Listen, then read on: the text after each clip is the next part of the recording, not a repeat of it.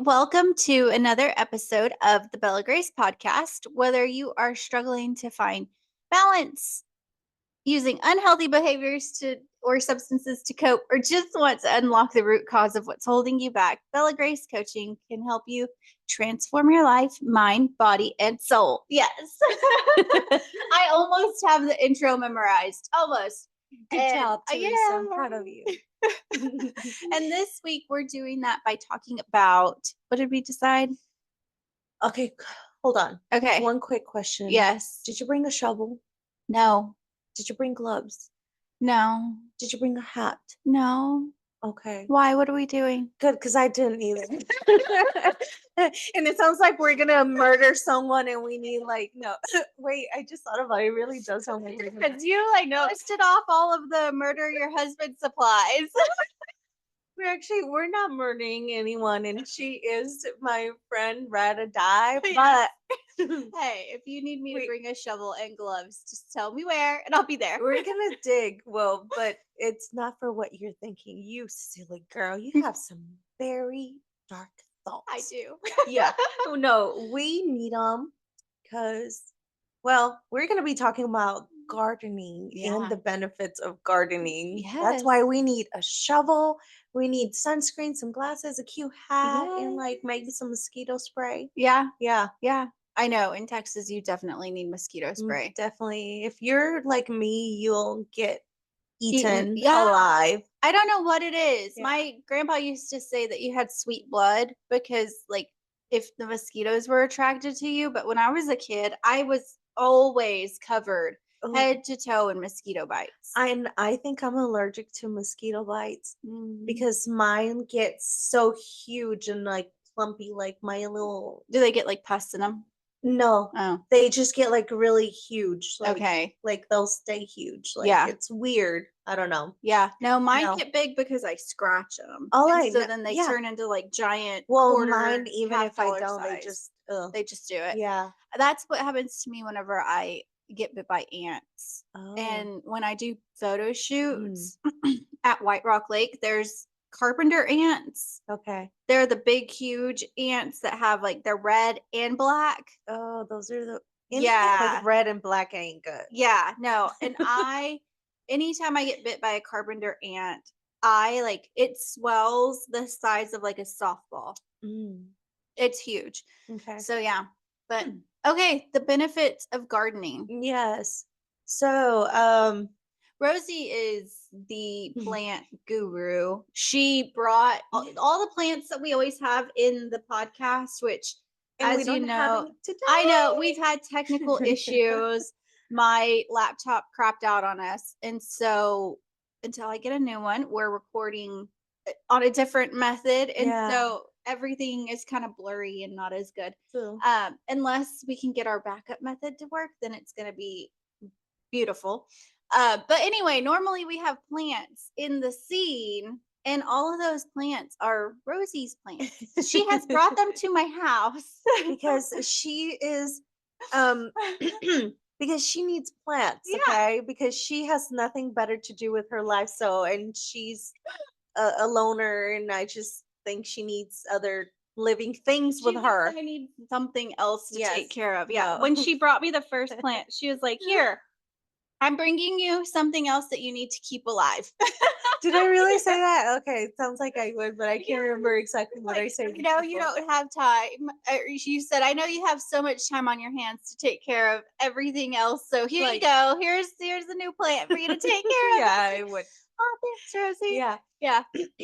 So, I have a green thumb, and I was gonna paint my thumb for this green. You just did one green fingernail. Yeah, so I can be like green thumb lady right here.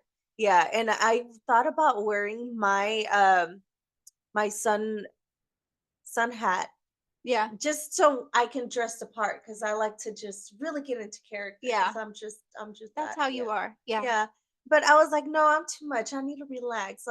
this is a podcast. Nobody wants to see me here with like a sun. I would have liked to see like, and no, but I have a scarecrow outfit for those who can see me. It's so cute. It's like I look like a little scarecrow. She walked in and I was like, "Yeah, I love this little romper jumper thing." And she's like, "Oh, it's my scarecrow outfit." I'm like, well, I love it. Thank you. I love it. I got it from Amazon, Yeah. Yeah, but I like colorful, cute things sometimes, and sometimes I'm just in the neutral, more simple, but I don't know, it just depends on how I feel, Same. But anyways, we're talking about plants and gardening. Yes. Specifically gardening.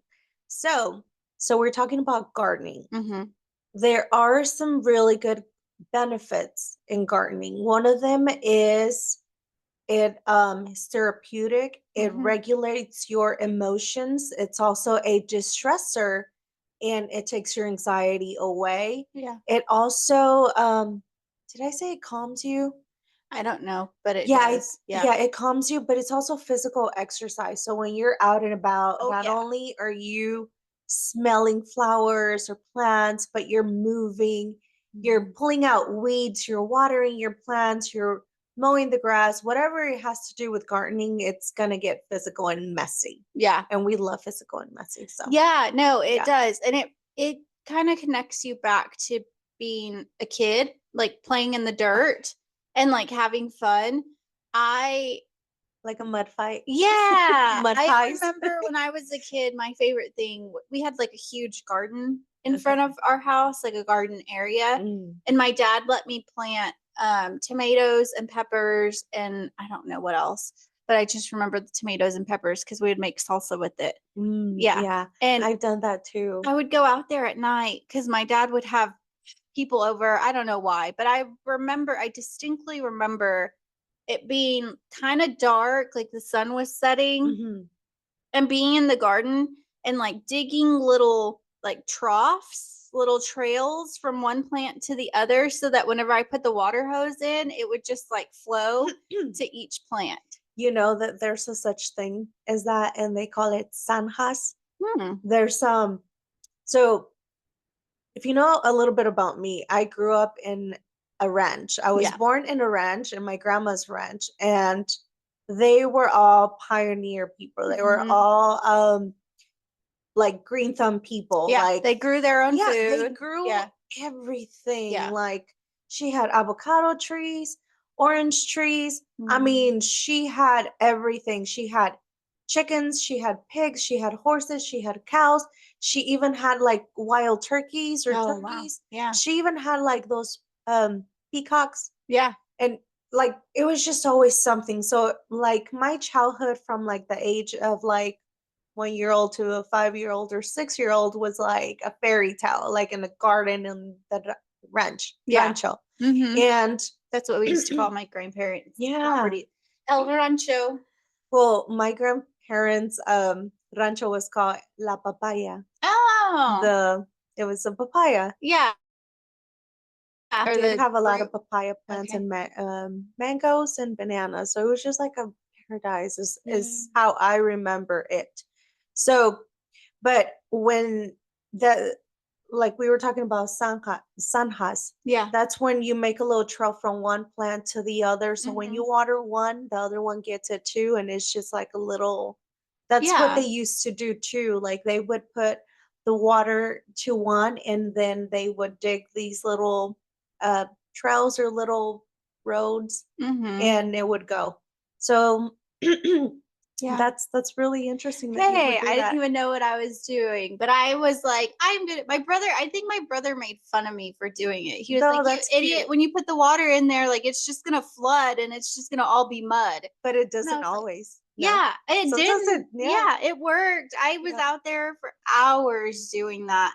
And it felt good. Like the cold mud, like growing up in Texas, it's always hot. And so like feeling the cold dirt from underneath and like then whenever the tomatoes would come in, like the joy of like just being able to pick the tomatoes and the peppers and make salsa, like it was all so rewarding. Yeah, I know. I love making fresh salsa out of like tomatoes and jalapenos. Yeah. So when I used to be a stay-at-home mom, I used to have a little backyard garden.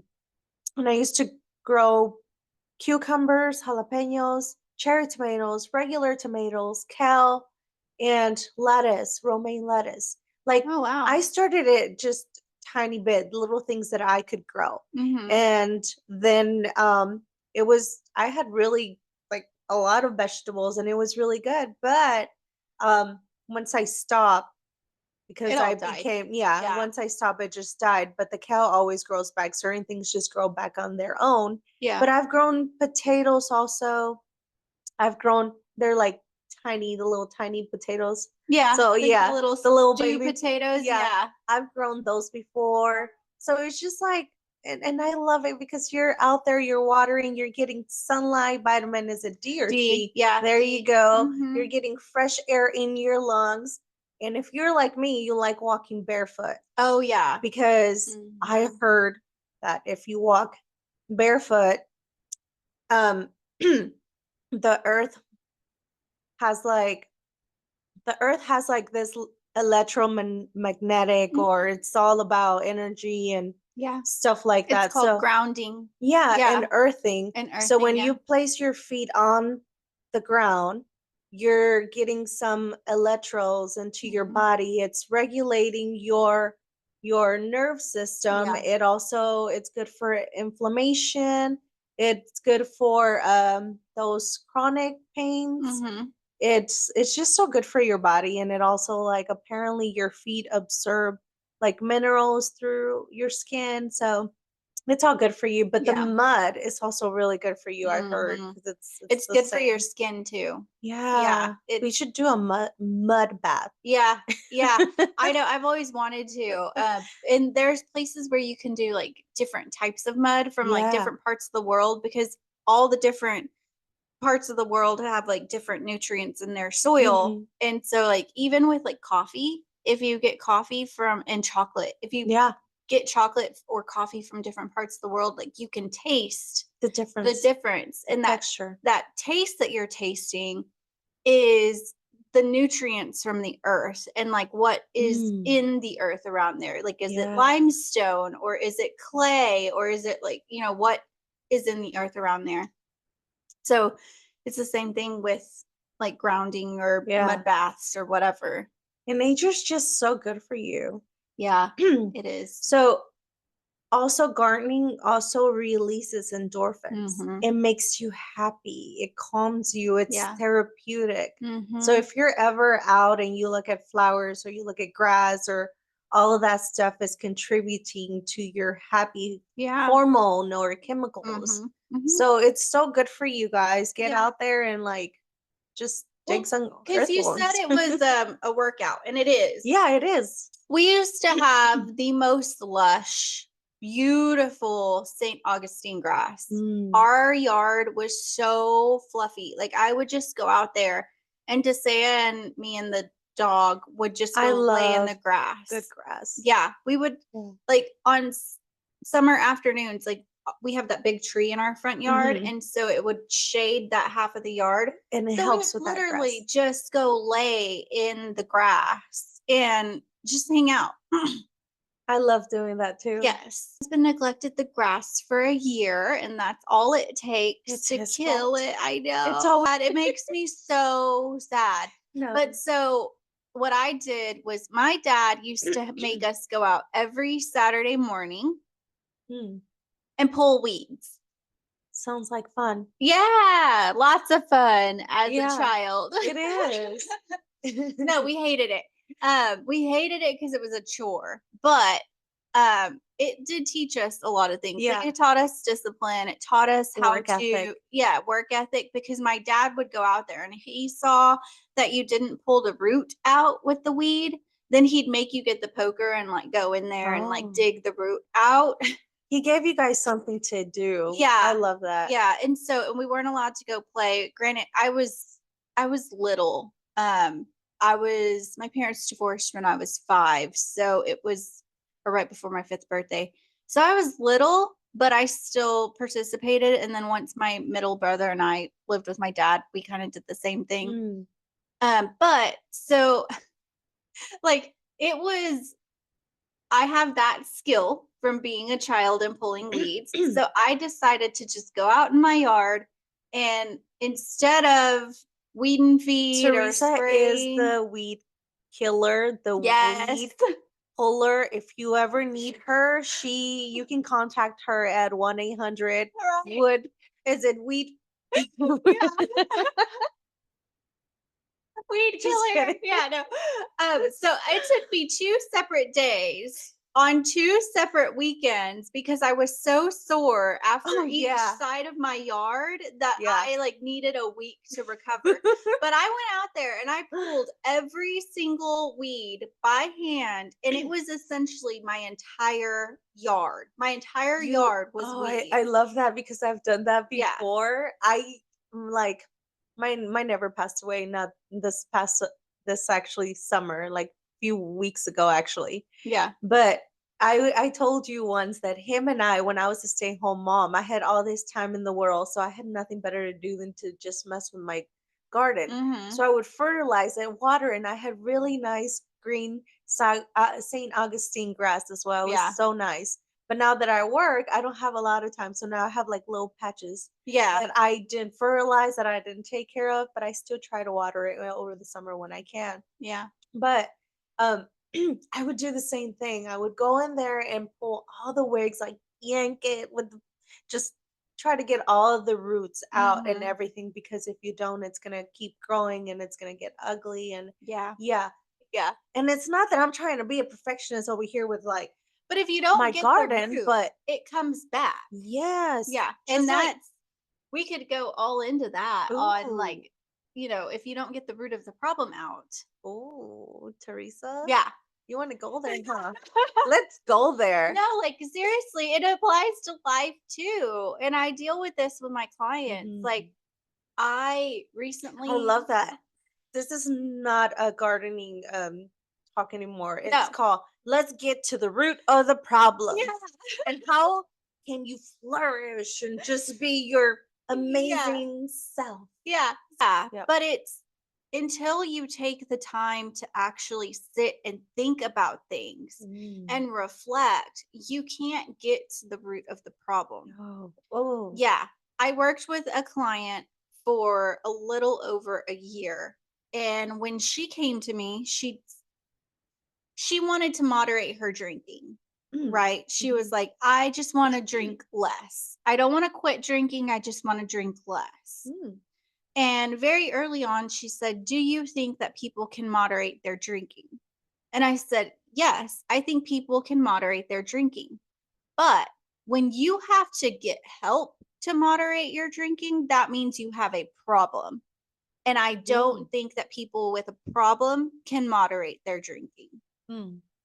And so we kind of left it at that for a while, and we just moderated drinking. And then it wasn't until many failed attempts at moderating that they were like, I think I have a problem. And I'm like, yeah, I know you have a problem. But you had to come to that realization on your own. And I would ask, so why do you drink? And they'd say, well, because I'm stressed. And I'm like, no, why do you drink? Well, because I had a hard day at work. And it's like, no, that is the surface reason of why you drink. But what is below the surface? Because until you figure out the root cause of why you drink, you're going to continue drinking. Because for her, it wasn't that she had a stressful day at work. It wasn't, whatever the surface level. It wasn't that her husband made her mad. It was that she had chosen a career that she hated because her husband quit his job because his boss upset him. And so she was angry at the fact that she was in a job that she hated. She had to quit school. She had to quit her dreams so that her husband didn't have to work for someone that he thought was difficult. Wow. And now her husband is just playing video games. He claims that he's doing this and that and the other, and he's not. Like, he doesn't leave the house. He's not applying for jobs. He's not doing anything. Like, he's just there all the time. And so, of course, when you've got those things going on at home, of course, this tiny little set off at work is going to drive you to drink. But until you deal with the emotions and the feelings of the things that are going on at home, everything is going to set you off because you're sitting at this this boiling point, right? Like it's almost like soup on the stove that's like just barely boiling, like it's simmering, It's pot, yeah. Yeah, it's just sitting there at a low boil. Wait, I think the best way we can vision this is like that hot water boiling in a tea what's it is Tea that a kettle. yeah, it's a kettle. Mhm. Yeah, and then you hear and it's boiling and it's like making this annoying sound.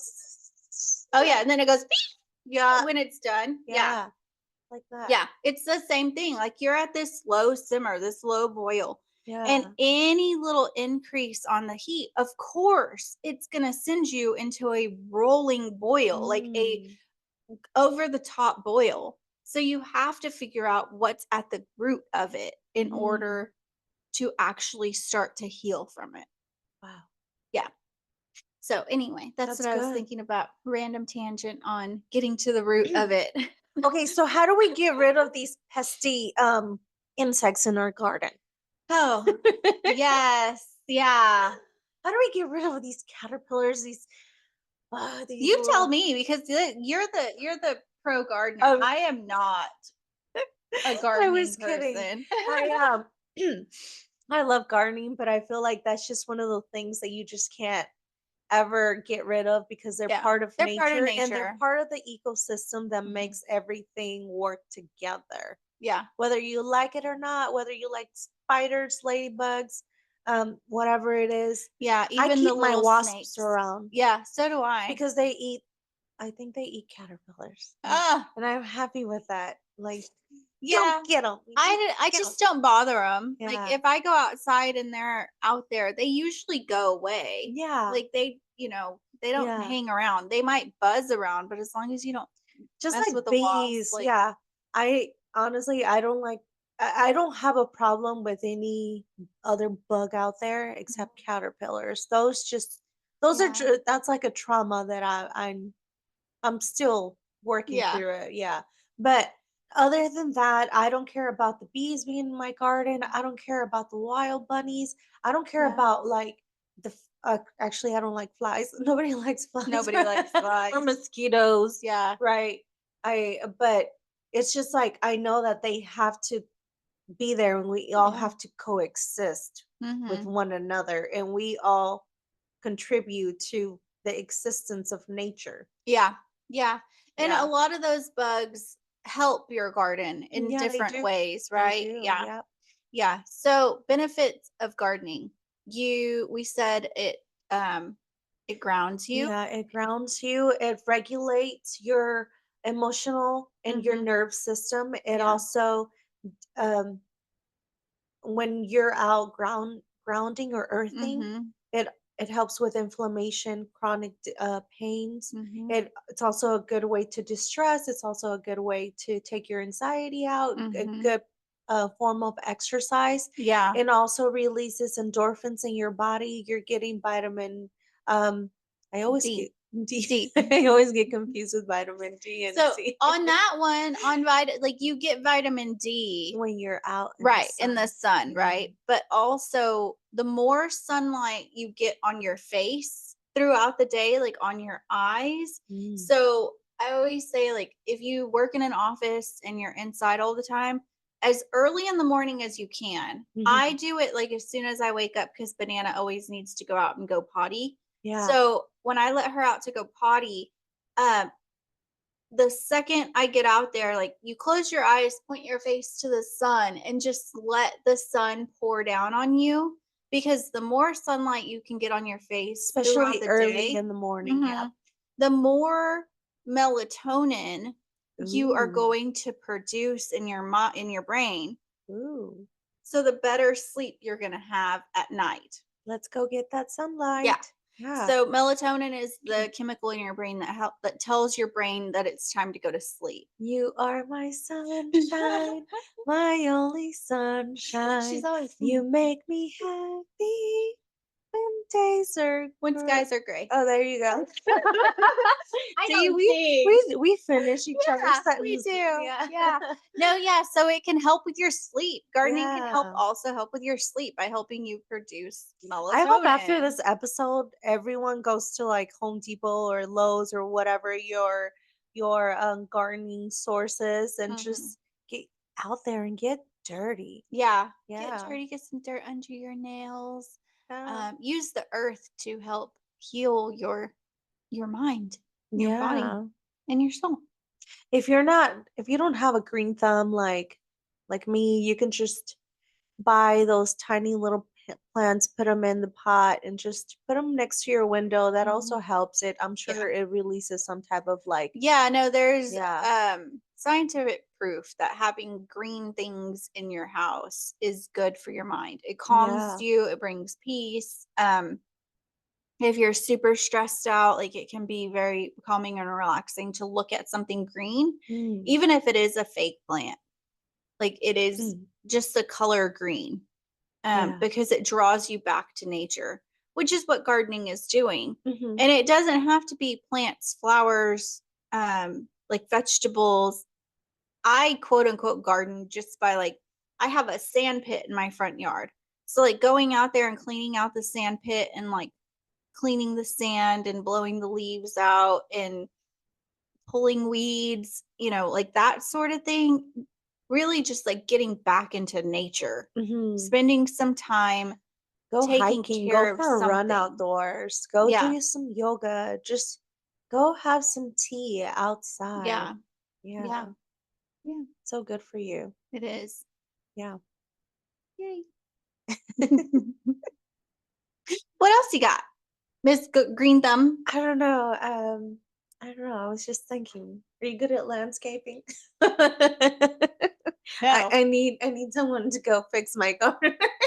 I'm just kidding. No, but we're going outside to work on my weeds. That's one thing I tell Riel. I want a house with a big backyard with a bunch of trees, a bunch of land, so I can just do my gardening dreams come true. Because I feel like I'm like this little old lady that this is what I love to do. Okay. In the summer when I'm off, I like to drink my coffee while I water my plants really early in the morning. Getting that good sunshine and first thing in the morning while I'm just there watering my plants. And it just feels so good to start the day on that with that on the right foot, I guess you can say it. Like yeah. No, for sure. I am not a morning person, so that does not sound appealing to me. I can be. I need to start my day in the shower, quiet, with a book to just like let the water pour over me and let it wake me up. And even like if my husband comes in and he's like, "Can I shower with you?" I'm like, "Yes, just don't talk to me. You're in the shower." No, I'm kidding. Just don't talk to me." And he's finally learned. Like, I will talk to him whenever I'm ready to talk to him. I am. I know. I think I am a morning person, but I don't know. There's just something about getting up really early and just getting your day started, and just doing certain things so that you can, I don't know, either get it done really early. It just makes you feel accomplished and good about yourself, and how you start your day really matters. Yeah. No, I will say starting the day by watering your plants with a cup of coffee sounds amazing. Now, if I need someone to pull those weeds out, I'd probably call you. Like, yes. See, you're all about nurturing the earth. I'm about like yanking things out of it. I'll make a compost box out there somewhere. Yeah. No, you know what? My kids love being outside too. Oh yeah. They love being out there, and we have cats, and they're out there chasing them, running barefoot, getting wet with the water hose because we don't have like any water toys or anything. They're just wetting themselves out there. Used to do that. And I'm just like, that is so much fun just to see that. It just makes me so happy because they're just out there. They're enjoying not inside. watching TV or eating all these snacks, they're out there, and they also love gardening. So it's a good way for them to learn how to take of living things and take care of like other things around them, and that I feel like it makes their mindset turn to think that, oh, if you take care of this, it will grow. And the more you feed it with the right things and you fertilize it and you water it, it grows. Oh, and talking about that, I tell my kids all the time, okay, if you want something to grow, you have to feed it, you have to pour into that. Are your friends pouring into you, or are they not? Yeah. And my daughter, she's like, huh? And I'm like, well, listen, your friends. Yeah. The one way that you can tell if they're really your friends is if they're uplifting you. And what I mean by that is, are they pouring into you? It's like a plant. You're a plant. If your friends are watering you with compliments, they're helping you be better, grow. Yeah. That's a good way to know that they are someone that you can pour into because they're pouring into you. Yeah. But if they're not, you're drying up, you're dying. They're like they're infestation. Is it infestation? Yeah. They're a weed. Yeah. You don't want that. Yeah. So because they're taking and not giving. Yeah. Friendships should be a give and take, right? Like it should be sometimes one friend is needier because they're in a season where they need more of you. And that they may not be giving to you. You know, they may not be calling up and saying, "Hey, how are you doing?" Like, or, "Hey, can I take you to lunch?" Like, it may not be that season for them. But a good friendship has balance, you know, like you both if she's going through something, they make the effort. you pour into her. If you're going through something, she pours into you. And it's the way they show up for you in your life, the way they make you feel. Yeah. The way the stuff they bring in, whether you see them a lot all the time or not. But when you get together, is that a friend that you feel like helps you nourish your soul and just like blooms and beautiful like flowers? Yeah. Or do you they feel dry and depleted and There you sucked up go. after you're done hanging out with them? Do you have to heal from that friendship afterwards? Like, do you have to just go and, I don't know, recuperate, recover? Yeah. Like, so I have this friend who always tells me after we hang out, she's so sweet. I love her. And it's one of our friends. Yeah. One of our mutual I friends. can't say the name because no, she's going to sue me. But she's like, every time I leave, she texts me, "Thank you so much for being you. Yeah. I love you. And just thank you for being yourself." Yeah.